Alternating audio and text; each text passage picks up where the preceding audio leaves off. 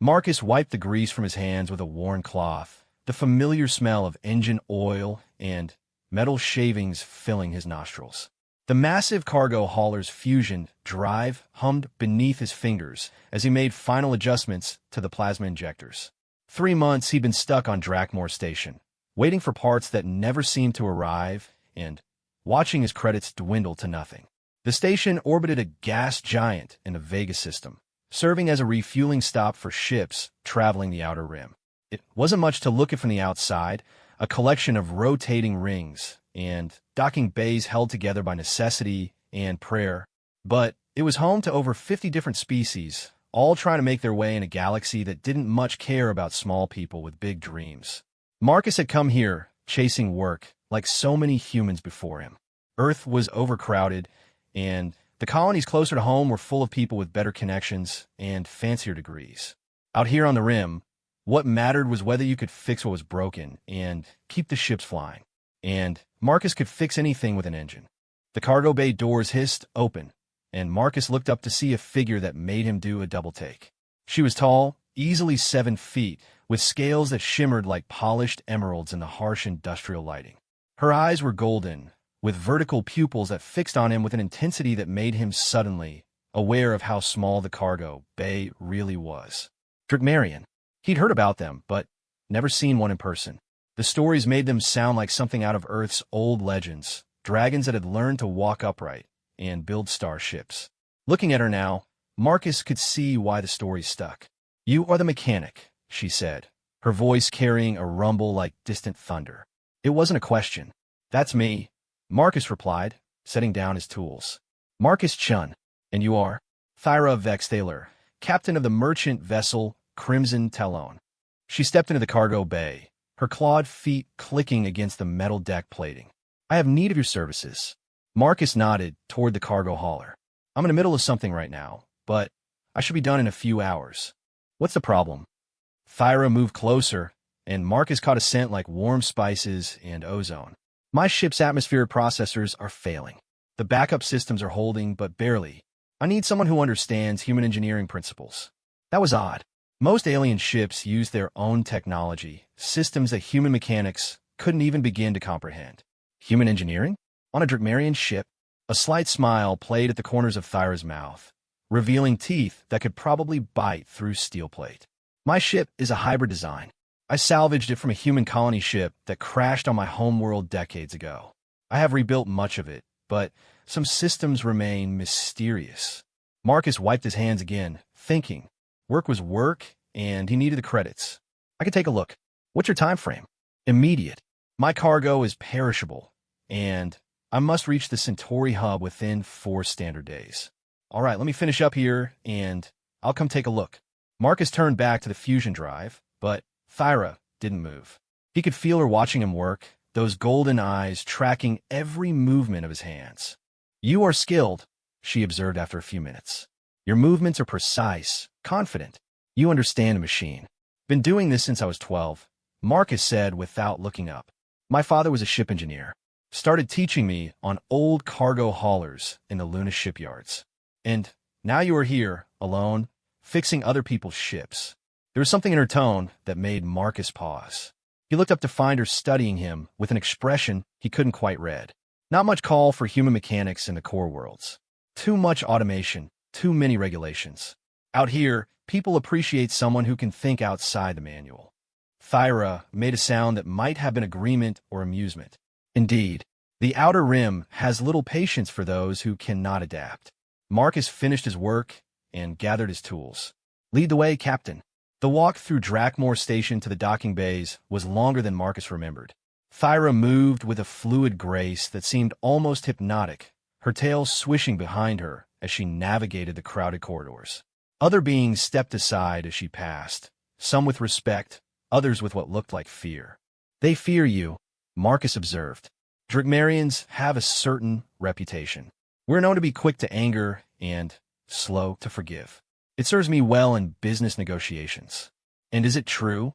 Thyra glanced back at him, her golden eyes glinting with what might have been amusement. "What do you think, mechanic?" Before Marcus could answer, they arrived at docking bay 17. The airlock cycled open to reveal the crimson Talon, and Marcus had to whistle in appreciation. The ship was beautiful, a seamless blend of human functionality and Dracmarian aesthetics. The hull curved like a living thing, colored in deep reds and blacks that seemed to shift in the light. "She's gorgeous," Marcus said, meaning it. "Thank you. She has been my home for many years." Thyra led him up the boarding ramp and into the ship proper. The interior was just as impressive as the exterior. The corridors were wider than standard human ships, designed to accommodate Dracmarian physiology, but the layout felt familiar. Human engineering with alien sensibilities overlaid on top. They reached the engine room, and Marcus immediately saw the problem. The atmosphere processors were human-made, but someone had tried to modify them with Dracmarian biotechnology. The result was a mess of competing systems that barely functioned. "Who did this?" Marcus asked, studying the jury-rig connections. "I did," Thyra admitted, a note of embarrassment in her voice. "I'm skilled with Dracmarian biotechnology, but human systems operate on different principles." Marcus nodded, pulling out his diagnostic scanner. "The good news is that the core systems are intact. The bad news is that whoever installed these bioneural interfaces didn't understand human power coupling standards. They're overloading the processors. Can you fix it?" "I can fix it, but it's going to take time, and I'll need to completely rework the interface systems." Marcus looked up at her. "This is going to be expensive." Thyra was quiet for a moment, her tail twitching in what Marcus was beginning to recognize as a sign of agitation. "I am temporarily short of credits. My last cargo run was less profitable than expected. Then, we have a problem. Perhaps we could work out an alternative arrangement." Marcus raised an eyebrow. "What kind of arrangement?" Thyra moved closer, her massive frame looming over him. "There is something else I require. My ship carries more than cargo. I am also a performer, a singer of the old songs. Tomorrow night, I am scheduled to perform at the station's entertainment district." "Okay, what does that have to do with me?" "Dracmarian songs require accompaniment. Traditional accompaniment is provided by the Vorthack, a bioorganic instrument that responds to neural impulses. However, my Vorthack was damaged in an accident 3 weeks ago." Marcus was beginning to see where this was going. "And you need a replacement. The entertainment district has recently acquired a human instrument. An organ, I believe it is called. The proprietor claims it can provide adequate accompaniment, but I have never played such a device. So you want me to play organ for you instead of paying me?" Thyra's eyes narrowed, and for a moment Marcus saw something fierce and predatory in her gaze. "I'm offering you a choice, mechanic. You may play the organ and accompany me tomorrow night, and I will pay you in full for your services. Or," she paused, her tail curling around to tap against the deck plates, "you may refuse, and I will be forced to find another way to compensate you for your work." "Another way?" Thyra smiled, showing all of those razor-sharp teeth. "Dracmarian law allows for the settlement of debts through bonding contracts. If you cannot or will not provide the service I require, you would become my bonded mate until the debt is satisfied." Marcus stared at her for a long moment. "You're joking. Dracmarians do not joke about bonding contracts. So, let me get this straight. Either I play organ for your performance tomorrow night, or I have to marry you. Temporarily, until the debt is satisfied." Marcus looked around the engine room, at the mess of incompatible systems that would take him at least 2 days to sort out. Then, he looked back at Thyra, who was watching him with an expression of patient amusement. "I've never played an organ in my life," he said finally. "Then, you had better learn quickly," Thyra replied. "The performance is tomorrow at 2000 hours, station time." Marcus Chun, ship mechanic and apparent musical accompanist, wondered what exactly he had gotten himself into. But, looking at the challenge in those golden eyes, he found himself almost looking forward to finding out. The next morning found Marcus standing in front of a massive pipe organ in the entertainment district's main performance hall, feeling completely out of his depth. The instrument was a beast of brass pipes and wooden keys, easily 3 times his height, and wide enough to require its own gravitational field. According to the proprietor, a cheerful Rigelian named Keth, it had been salvaged from an Earth cathedral that had been destroyed in the corporate wars. "Beautiful piece," Keth burbled through his translator unit. "Took 6 months to get it working properly in station atmosphere. The humidity controls alone were a nightmare. Marcus nodded absently, running his fingers over the keyboards. There were 3 of them, plus a set of foot pedals that looked like they belonged on a starship's flight controls. How exactly does this thing work? Air pressure forces through the pipes to create sound. Different pipes make different notes. The keyboards and pedals control which pipes get air. Keth's tentacles gestured enthusiastically. Very simple, really. Much like my species' song pools, but with mechanical components instead of biological ones. Simple, right? Marcus had rebuilt fusion drives from scrap metal, but this ancient musical instrument might as well have been alien technology for all the sense it made to him. He pressed a key experimentally and jumped as a deep, resonant note filled the hall. Careful with the volume, Keth warned. At full power, that thing could shatter the viewport seals 3 decks away. Marcus spent the next 2 hours learning the basics. The organ had dozens of stops that controlled different sets of pipes, each producing different tones and effects. The foot pedals handled the bass notes, while the keyboards managed everything else. By midday, he could play simple melodies without causing structural damage to the station. "You learn quickly," came a familiar voice from behind him. Marcus turned to see Thyra approaching across the empty hall. She moved differently here, with more of a predatory grace, like a hunter in her natural element. She wore a flowing garment that seemed to be cut from some kind of metallic fabric, deep blue-green, that complemented her scales perfectly. "I'm a fast learner when the alternative is marriage," Marcus said, wiping sweat from his forehead. Thyra laughed, a sound like distant thunder rolling across mountains. "You say that as though bonding with me would be a terrible fate." Marcus looked at her more carefully. In the better lighting of the performance hall, he could see details he had missed before. Her scales weren't just green, they were iridescent, shifting from emerald to deep blue depending on the angle. Her face had an angular, aristocratic beauty that was both alien and oddly familiar. And those eyes, they seemed to see right through him. "I didn't say terrible," Marcus admitted. "Just complicated. Life is always complicated. The question is whether the complications are worthwhile." Thyra stepped closer to the organ, running one clawed finger along the wooden console. "May I hear what you have learned?" Marcus flexed his fingers and began to play one of the simple pieces Keth had taught him, a traditional Earth hymn that translated well to the organ's capabilities. The notes filled the hall with rich, warm sound that seemed to resonate in his bones. Thyra listened in silence, her head tilted slightly to one side. When he finished, she was quiet for a long moment. "Adequate," she said finally. "But you play like a mechanic." "Because I'm a mechanic." "No, you play each note separately, mechanically. Music is not about individual sounds, it is about the flow between them. The spaces are as important as the notes themselves." Thyra moved to stand behind him, close enough that he could feel the warmth radiating from her scaled skin. "Play it again, but this time, feel the music instead of thinking about it." Marcus tried again, but his playing sounded even more mechanical with her standing so close. He could smell her scent again, that mix of warm spices and electrical storms that made his head feel slightly fuzzy. "Stop," Thyra said. "You are thinking too much. Close your eyes." "I can't play with my eyes closed. I don't know the keys well enough." "Then learn them." Thyra's voice carried a note of command that made Marcus's spine straighten involuntarily.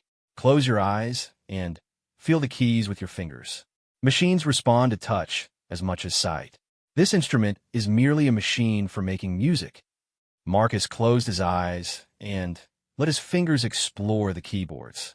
Without his vision to distract him, he could feel the subtle differences between the keys, the way some were slightly more worn than others, the tiny variations in resistance and response.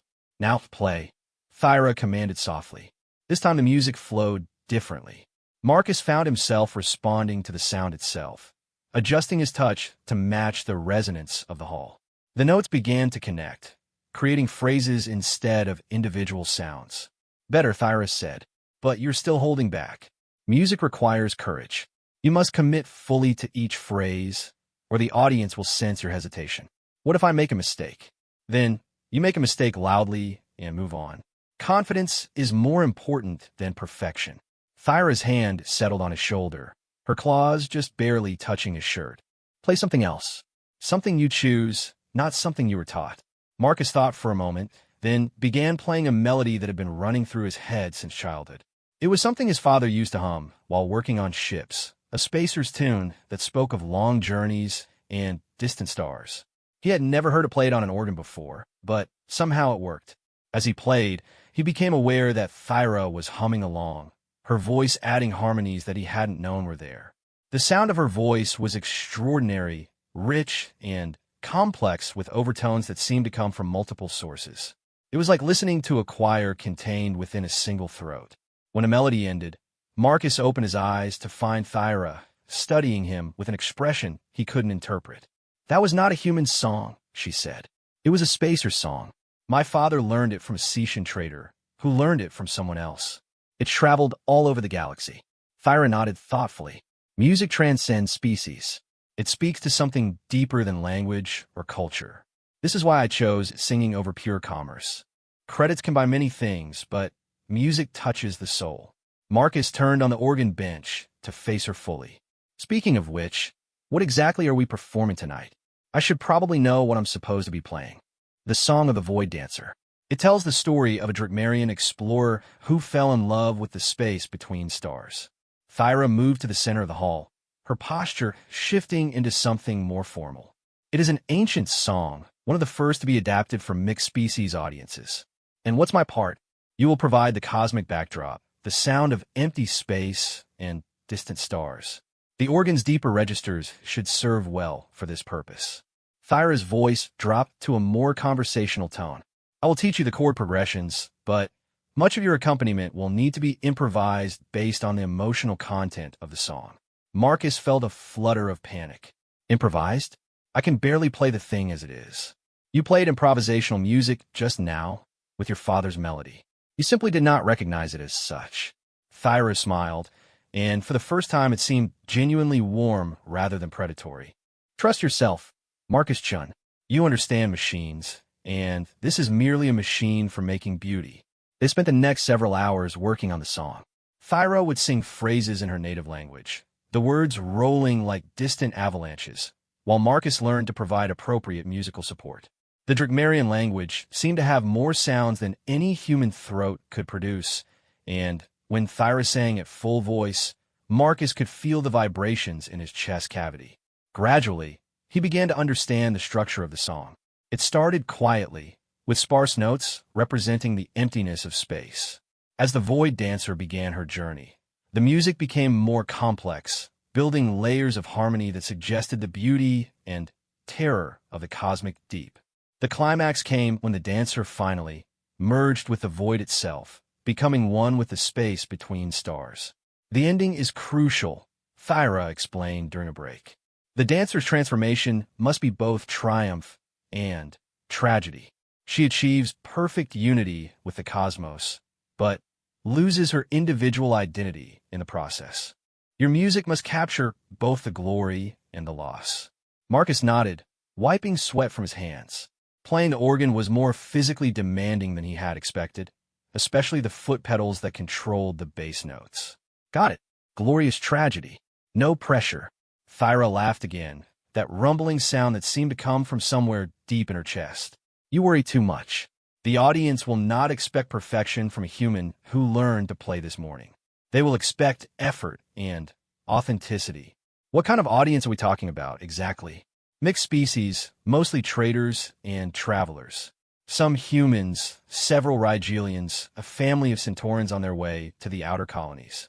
And Thyra paused, her expression becoming slightly guarded.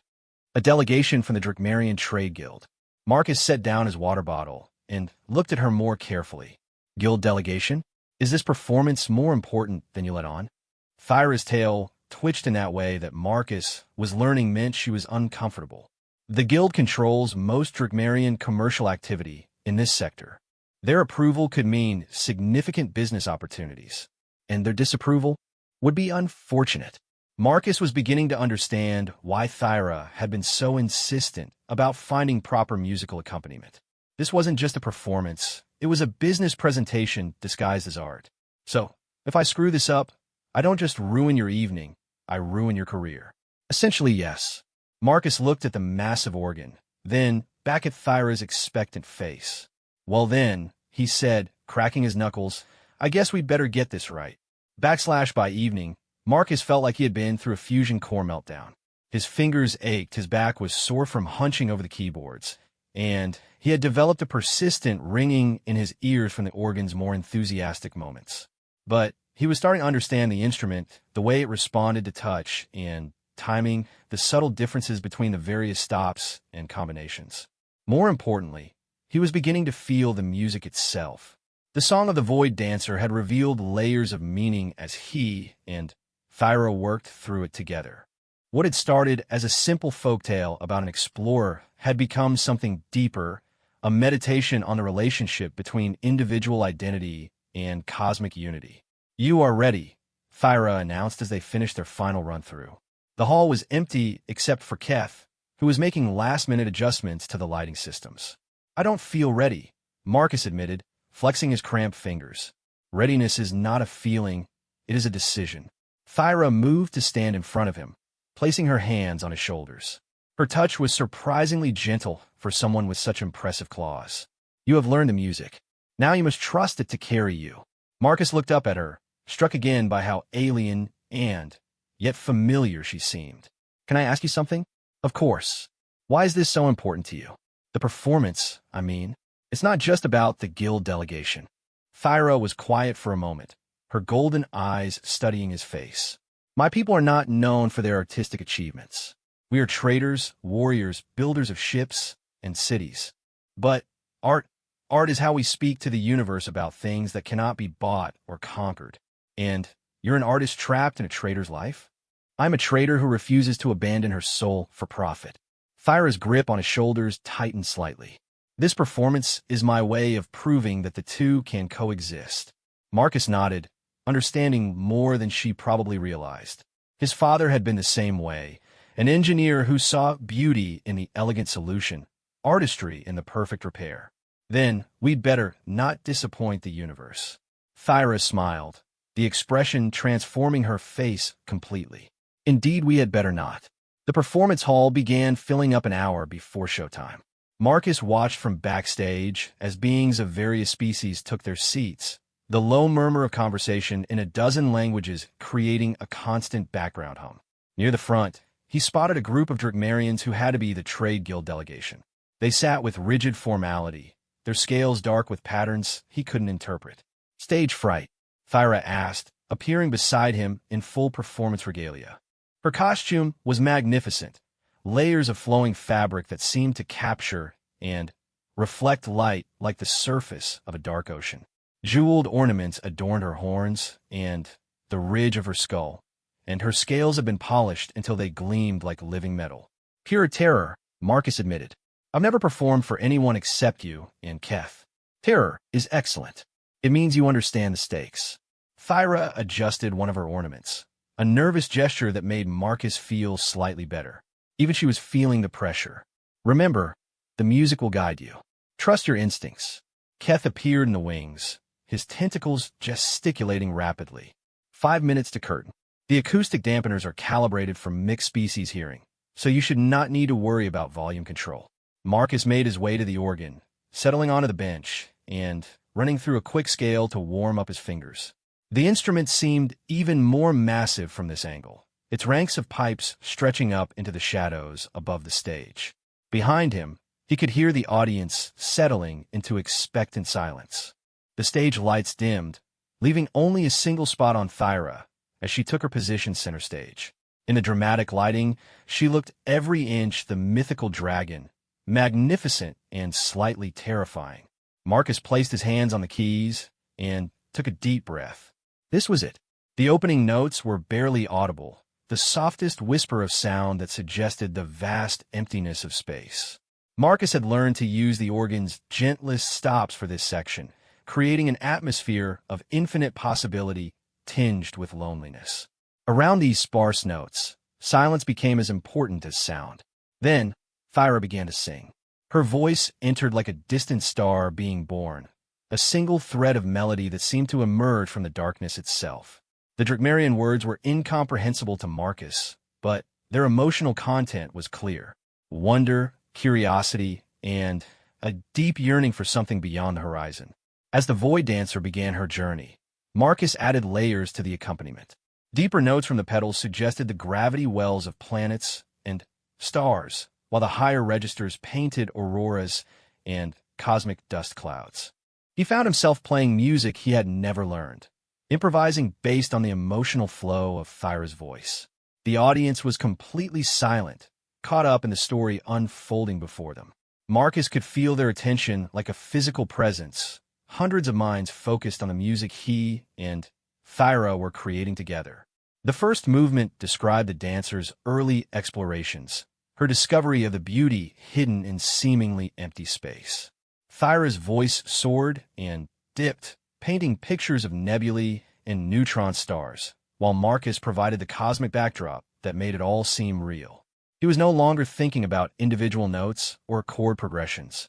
His fingers moved by instinct, responding to the emotional currents of the song. The second movement was darker, more complex. The dancer began to understand that her journey was changing her, that she could not explore the void without being transformed by it. Thyra's voice took on harmonics that seemed impossible, as though she was singing in multiple octaves simultaneously. Marcus responded with dissonances and unusual combinations of stops, creating sounds that suggested transformation at a fundamental level. During a brief instrumental interlude, Marcus risked a glance at the audience. The Drakmarian delegation was leaning forward, their formal posture forgotten. One of them had his eyes closed, completely lost in the music. Even the other species seemed entranced, despite the fact that the song was in a language none of them could understand.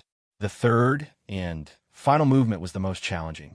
The dancer's final transformation, her merger with the cosmic void itself. Thyra's voice became something beyond human or even Drakmarian, a sound that seemed to emanate from the space between atoms. Marcus pulled out all the stops, literally and figuratively, using the organ's full range to create a wall of sound that was somehow both overwhelming and subtle. The climax built slowly, Thyra's voice climbing to impossible heights while Marcus layered harmony upon harmony beneath her. The dancer was achieving her ultimate goal, becoming one with the universe itself, but at the cost of everything that had made her individual. Triumph and tragedy merged into something that transcended both. And then silence. The ending came suddenly, both voices cutting off at precisely the same moment, leaving only the echoes of the last notes reverberating through the hall. For a heartbeat, nobody moved. The silence stretched, becoming its own kind of music. Then the applause began. It started with the Drakmarian delegation, a slow, rhythmic clicking of claws against scales that Marcus realized was their species' equivalent of clapping. The humans picked up the gesture, followed by the other species, until the entire hall was filled with appreciation expressed in a dozen different ways. Marcus sagged on the organ bench, exhausted but exhilarated. He had done it. They had done it. The performance had been everything Thyra had hoped for, and more. Thyra took her bow, then gestured for Marcus to stand and acknowledge the applause. He did so reluctantly, still not entirely believing that he had just performed concert music for an interstellar audience. "Ladies, gentlemen, and beings of all species," Thyra announced, her voice carrying easily through the hall without amplification. "I present Marcus Chun, who learned to play this instrument in a single day and brought the cosmos to life with his music." The applause intensified, and Marcus felt his face burning with embarrassment and pride. He had never been the center of attention like this, never been appreciated for anything other than his technical skills. As the audience began to disperse, the leader of the Drakmarian Trade Guild delegation approached the stage.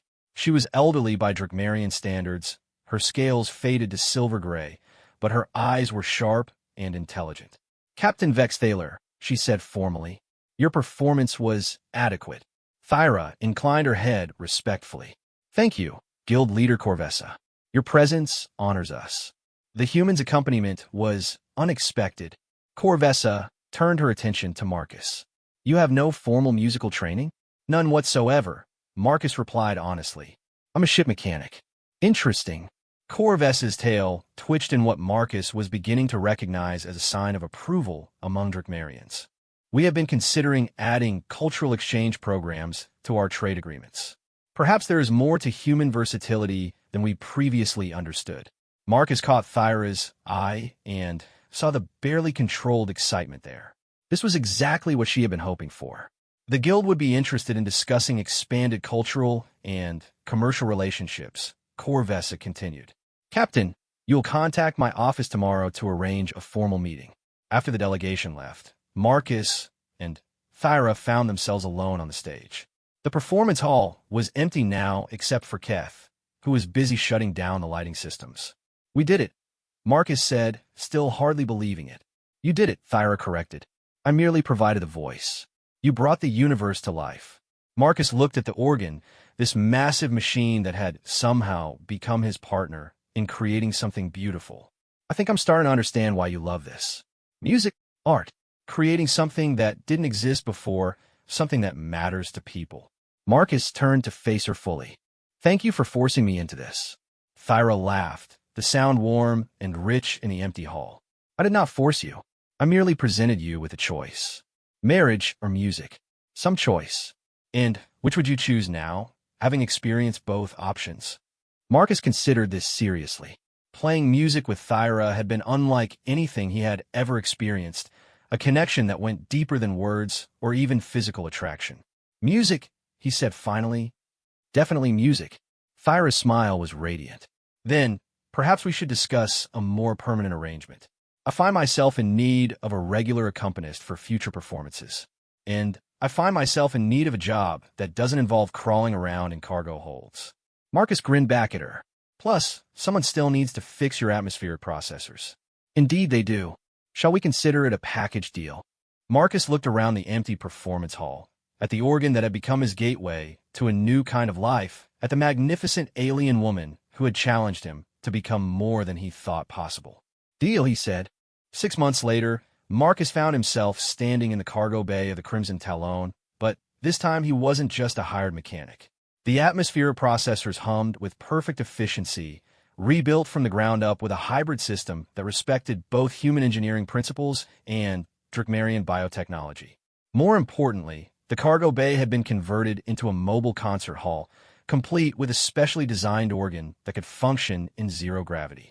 The Talon had become something unique in the Outer Rim territories, a merchant vessel that traded in both goods and culture. Thyra's business had expanded beyond simple cargo runs to include performance contracts, cultural exchange programs, and what the trade guild had started calling artistic diplomacy. How are the harmonics? Thyra called from the stage area, where she was testing the acoustic modifications they had made during their last stopover at Kepler Station. Marcus played a quick scale on the modified organ, listening to how the notes resonated in the enclosed space. Perfect. The resonance dampeners are working exactly as designed. The ship-based organ was one of Marcus's proudest achievements, a compact version of the massive instrument they had used for their first performance.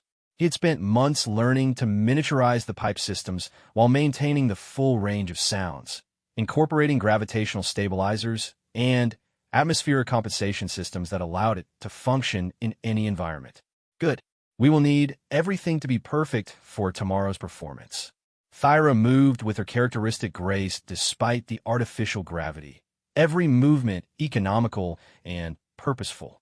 The Centauran ambassador specifically requested the song of the Void Dancer. Our signature piece, Marcus said with a grin, though I still think we should expand the repertoire. Agreed.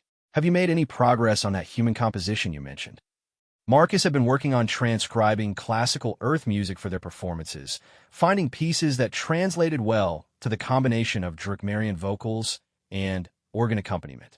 It was challenging work that required understanding both the original composer's intent and the alien sensibilities of their mixed-species audiences. I think I have something that might work. Vox toccata and fugue in D minor. It's dramatic enough for Dracmarian tastes, complex enough to be interesting, and familiar enough that human audiences will recognize it. Play it for me. Marcus settled at the organ and began the famous opening phrase. The dramatic, descending notes filled the cargo bay with sound that seemed to come from the instrument's very soul. As he moved into the more complex sections, he found himself thinking about how much his playing had improved over the past months. Working with Thyra had taught him things about music that no formal training could have provided. She had shown him how to feel the emotional content of a piece, how to let the music guide his interpretation rather than simply following written notes. More than that, she had taught him to see music as a form of communication that transcended species barriers. Magnificent, Thyra said when he finished. Yes, that will work very well. But it needs vocals. Bach didn't write it with vocals. Then, we will write our own. Music is meant to evolve, to be reinterpreted by each generation of artists. Thyra moved to stand beside the organ, her hand resting lightly on its wooden frame. This piece speaks of darkness and light, of struggles overcome through perseverance.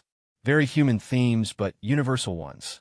Marcus nodded, already hearing possibilities in his mind. Working with Thyra had taught him to think of music as a collaborative art form rather than a solo pursuit. I can hear it. Deep vocals during the minor sections, soaring harmonies during the resolution. Exactly. We will debut it at the Vega Cultural Festival next month. The Vega Cultural Festival was the biggest artistic event in this sector of space, drawing performers and audiences from dozens of worlds. Being invited to perform, there was a significant honor, one that would establish them as serious artists rather than just a novelty act. Marcus had been nervous about the invitation when it first arrived, but 6 months of performing had given him confidence he never expected to possess. He was no longer the stranded mechanic who had learned to play organ out of desperation. He was a musician, a partner in creating something beautiful and meaningful. Speaking of the festival, Thyra continued, I received another message from the Trade Guild. Guild leader Corvessa wants to discuss expanding our cultural exchange programs. More performances? More than that. She is proposing a formal partnership between human and Drakmarian artists. Joint performances, shared compositions, even student exchange programs. Marcus looked up from the organ, surprised. That's huge. Interspecies artistic collaboration on that scale has never been attempted before. Not successfully, no, but our partnership has proven that it can work. We have shown that beings of different species can create art together, can find common ground in music, even when we cannot find it in politics or commerce. It was true. Over the past months, Marcus had watched their audiences transform during performances. Beings who might normally view each other with suspicion or indifference would leave their concerts talking animatedly about the music, finding connections that transcended species boundaries. What would our role be in this partnership? We would be the template, the proof of concept. Our performances would showcase the possibilities of interspecies collaboration, and we would train other artists in the techniques we have developed. Marcus considered this. Teaching others what he and Thyra had learned would mean sharing something deeply personal, the connection they had forged through months of working together. But it would also mean spreading that connection to others, creating a network of artists who could bridge the gaps between species. I think we should do it, he said finally. Art should be shared, not hoarded. Thyra smiled, the expression warm and genuine. I was hoping you would say that. A chime from the ship's communications system interrupted them. Incoming priority transmission from Drakmore Station. The ship's AI announced in its pleasant, gender-neutral voice. Thyra moved to the nearest communications panel and activated it. The holographic display shimmered to life, revealing the face of Keth, the Regalian proprietor of the entertainment district. Captain Vextaler, Mr. Chun, I hope I'm not interrupting. Keth's translated voice carried its usual cheerful enthusiasm. Not at all, Keth. What can we do for you? I have wonderful news. The Terran Cultural Ministry has heard about your performances, and they want to invite you to Earth for a special concert. They are calling it the first Interstellar Music Festival. Marcus felt his heart skip a beat. Earth. Home. He had not been back to the Sol system in over 3 years, and he had never imagined returning as anything other than another failed colonist looking for work. When? Thyra asked, though Marcus caught the glance she shot in his direction. 6 weeks from now. Terra Prime Concert Hall, the most prestigious venue on Earth. The audience would include representatives from the Colonial Authority, the Interstellar Trade Commission, and cultural ministers from every major human colony world. This was bigger than anything they had done before. The Terra Prime Concert Hall was legendary, a venue that had hosted the greatest human performers in history. The thought of playing there was both thrilling and terrifying. We would be honored, Thyra said formally. Please send us the performance specifications and travel arrangements. Already transmitted. And Mr. Chun, Keth's image turned toward Marcus. Your father would be very proud. The transmission ended, leaving Marcus and Thyra alone with the magnitude of what they had just agreed to. Earth, the most important human world in the galaxy, the place where humanity's journey to the stars had begun. Are you ready for this? Thyra asked quietly. Marcus looked around the converted cargo bay that had become his second home, at the organ that had become his partner in creating beauty, at the magnificent alien woman who had challenged him to become more than he ever thought possible. I'm ready, he said, and meant it. But, as he said the words, Marcus realized that returning to Earth would be more than just another performance. It would be a homecoming, a chance to show his own species what he had learned about art, about collaboration, about finding common ground with beings who seemed impossibly different. It would also be a test. Human audiences could be more challenging than mixed-species crowds, more set in their expectations, more resistant to new ideas. If he and Thyra could succeed on Earth, they could succeed anywhere. There is one thing we must discuss, Thyra said, her tone becoming more serious. Performing on Earth will mean adapting our music for primarily human audiences. The acoustic properties will be different, the cultural references will need to be adjusted. We can handle it. We've been adapting our performances for different audiences since we started. Yes, but this is different. This is your homeworld, your people. The stakes are higher. Marcus understood what she meant. Success on Earth would validate everything they had accomplished, but failure would undermine their entire mission. Human critics could be particularly harsh toward their own species who attempted to blend human and alien artistic traditions. Then, we make sure we don't fail, Marcus said simply. We have 6 weeks to prepare the best performance of our lives. Thyra nodded, her golden eyes reflecting determination. Indeed we do. And when we succeed, it will open doors for every artist who dreams of crossing species barriers. Marcus returned to the organ and began playing the Bach piece again, this time imagining how it would sound in the enormous spaces of Terra Prime Concert Hall. The music flowed through him, carrying with it all the confidence and skill he had gained over the past months. He was no longer the desperate mechanic who had stumbled into music by accident. He was an artist preparing for the performance of a lifetime, and he intended to make the universe take notice. The Terra Prime Concert Hall was everything Marcus had imagined, and more. Built into the side of Mount Olympus on Luna's sister colony, its walls were transparent aluminum that offered a breathtaking view of Earth hanging like a blue jewel in the star-filled void. The hall itself could seat 3,000 beings, and tonight every seat was filled. Marcus stood backstage, adjusting his formal performance attire for the 3rd time in 5 minutes. The outfit was a compromise between human and Dracmarian formal wear, designed by Thyra herself. Black and silver fabric that moved like liquid mercury, cut in a style that suggested both Earth's classical traditions and something altogether more exotic. You look fine, Thyra said, appearing beside him in her own performance costume. For this special occasion, she had chosen traditional Dracmarian ceremonial dress, layer upon layer of shimmering fabric that seemed to capture and reflect the light from Earth itself. Jeweled ornaments adorned her horns and the crest of her skull, and her scales had been polished until they gleamed like living metal. I can see Earth from here, Marcus said, gesturing toward the transparent walls. My actual homeworld, when my great-great-grandmother was born. It feels surreal, perhaps because it is surreal. A ship mechanic from the Outer Rim, performing in the most prestigious concert hall in human space. Thyra's hand settled on his shoulder, her touch reassuring and warm. Though you're no longer just a mechanic, are you? Marcus considered this. 6 weeks of intensive preparation had transformed him yet again. The Bach piece was now perfect, a seamless blend of classical human composition and Dracmarian vocal artistry. They had also prepared new arrangements of 3 other pieces, including a haunting Centaur meditation song that showcased Thyra's vocal range in ways that defied belief. But more than the technical improvements, something fundamental had changed in how Marcus approached music.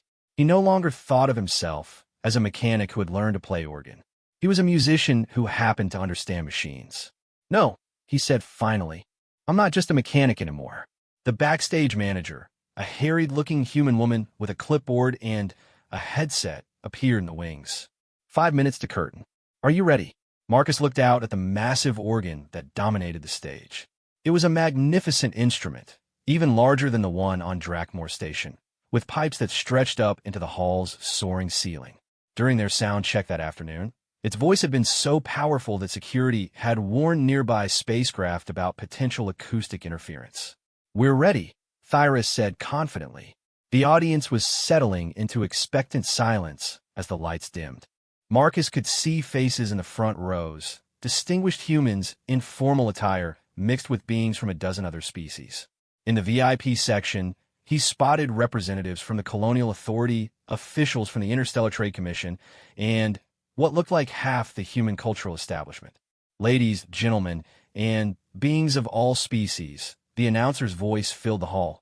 Please welcome Captain Thura Vexeler and Marcus Chun, presenting a program of interstellar musical collaboration.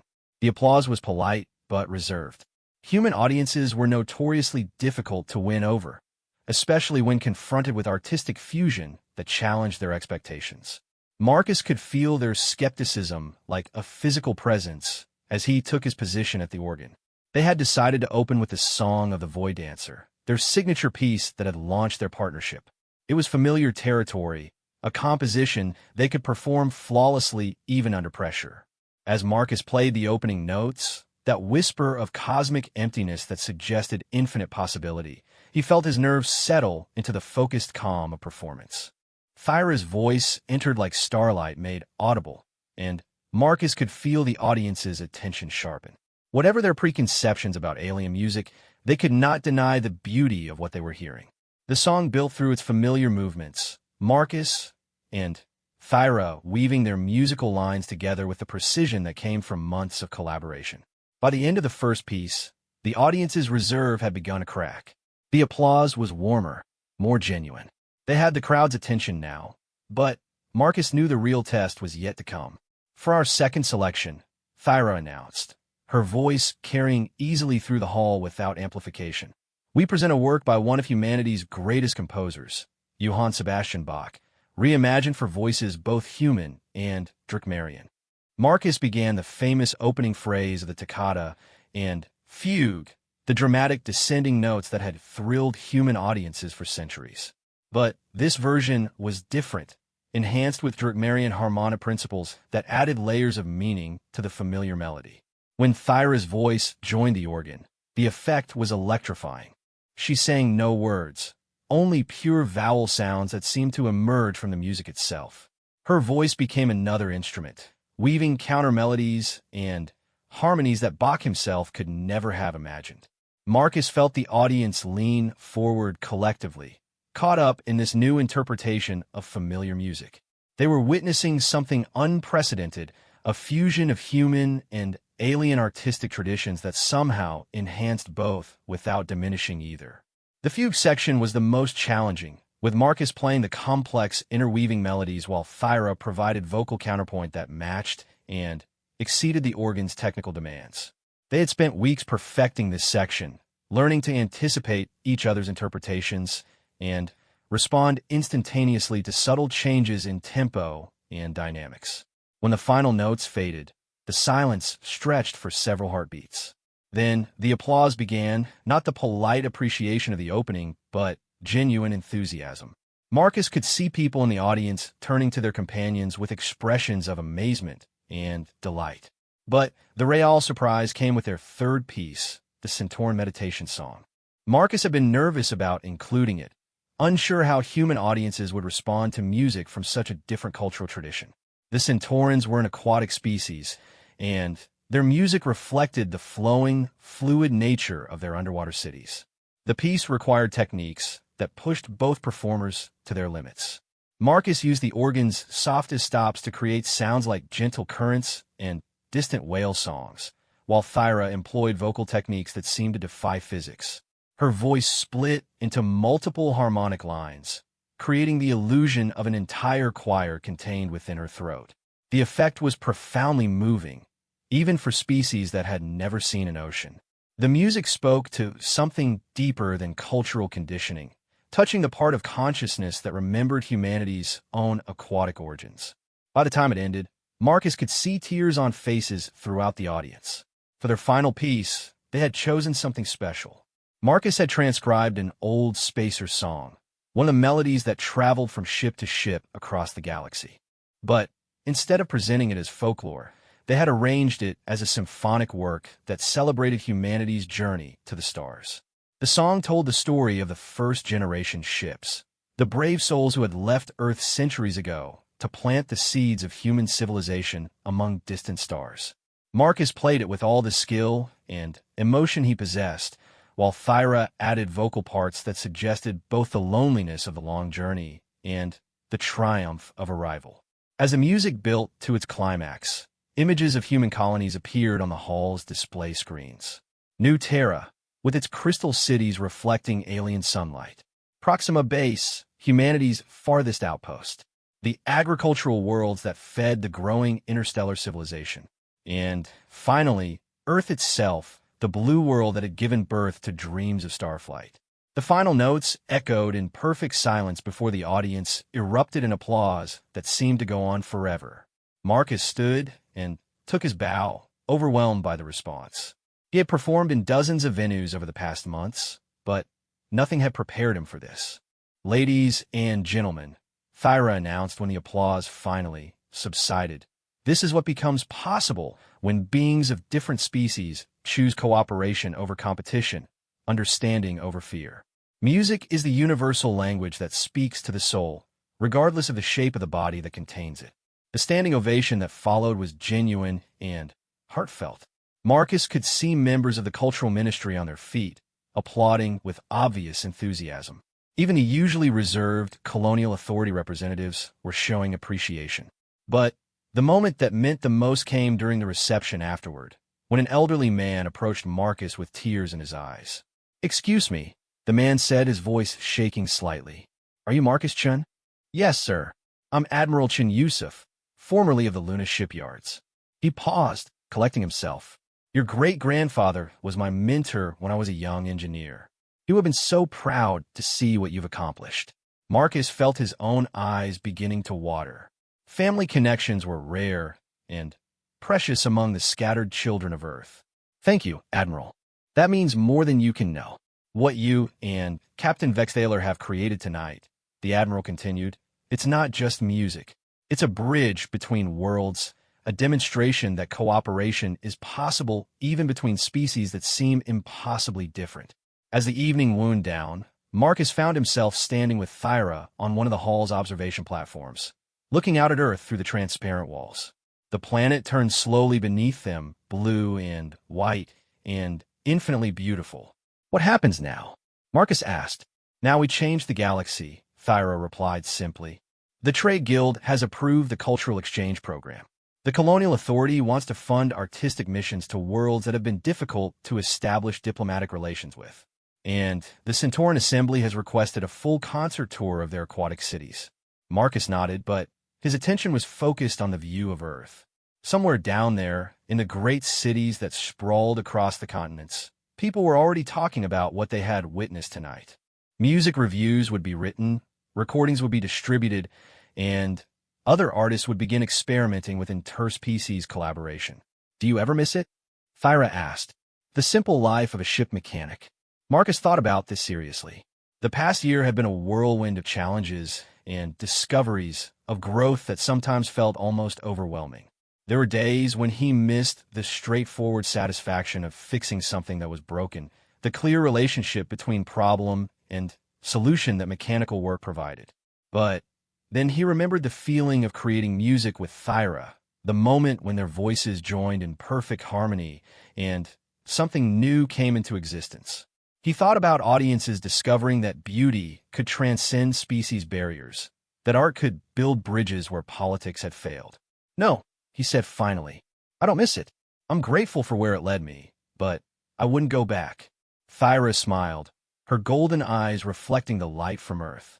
"Good, because we have a universe to transform, one performance at a time." Marcus looked out at the stars, at the scattered points of light that represented humanity's new homes among the cosmos. Each of those lights was a world where music could build understanding, where art could overcome the fear and suspicion that divided species. He was no longer the stranded mechanic who had learned to play organ to avoid an alien marriage contract. He was something new, something that had never existed before in the history of either species. He was a bridge between worlds, a translator of the universal language that spoke to souls regardless of their physical form. And he was just getting started.